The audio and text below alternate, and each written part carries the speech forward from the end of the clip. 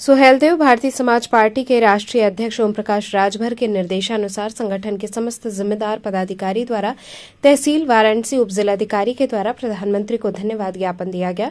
हर्ष व अभिनंदन के साथ धन्यवाद ज्ञापित किया गया कि एनडीए सरकार के द्वारा सुहेलदेव भारतीय समाज पार्टी के राष्ट्रीय अध्यक्ष ओम प्रकाश राजभर विगत 22 सालों से जातीय जनगणना कराने हेतु गांव-गांव, शहर-शहर, सड़क से लेकर सदन तक संघर्ष कर रहे थे, जिसमें संगठन के द्वारा विभिन्न माध्यमों से समाज में एक हिस्सा अधिकार की लड़ाई लड़ रहे हैं। एनडीए सरकार के द्वारा जब से ये घोषणा हुई है कि 2025-26 में जातीय जनगणना होगी, शोषित वंचित वर्ग में खुशी का माहौल है।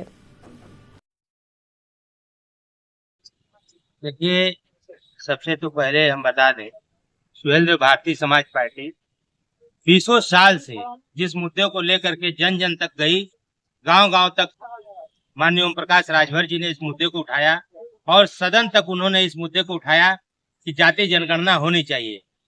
जब जातीय जनगणना की बात आई तो सारे लोग उसको उठाने का काम किए और आज एनडीए सरकार, केंद्र की सरकार ने जातीय जनगणना को मान लिया कि जातीय जनगणना होगी। तो ये फैसला आ गया कि केंद्र की तरफ से जातीय जनगणना अब कराया जाएगा। तो उसी पर हम लोगों ने आज धन्यवाद ज्ञापन माननीय एसडीएम महोदय के माध्यम से मोदी जी को और उत्तर प्रदेश सरकार को देने का काम किया है।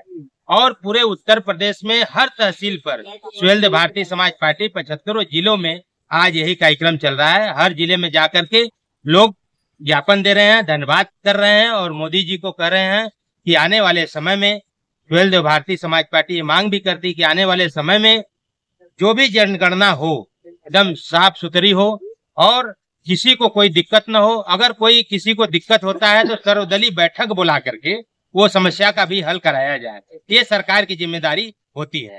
काफी तो जिस तरह से आप बता रहे हमारे राष्ट्रीय अध्यक्ष में लगातार जब से राजनीति शुरू की जाती जनगणना के मामले विपक्ष भी कर रहा है कि हमारी जीत है, तो आप किस तरह से देखिए, विपक्ष के पास अब कोई मुद्दा नहीं बचा है और विपक्ष आज कह रहा है ना, जब ये सरकार में होते हैं तब ये भूल जाते हैं, तब इनको ये समस्या नहीं समझ में आता कि नहीं जातीय जनगणना होनी चाहिए।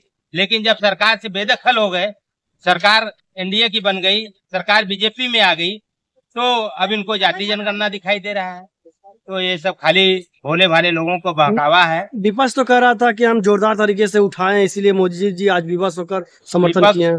राहुल गांधी भी धन्यवाद ले रहे हैं, अखिलेश यादव ले रहे हैं। सही बात है, उन्होंने मुद्दे को उठाया है, लेकिन हम उस समय मांग किए थे जब ये लोग सरकार में थे और उस समय तो नहीं दिखाई दिया।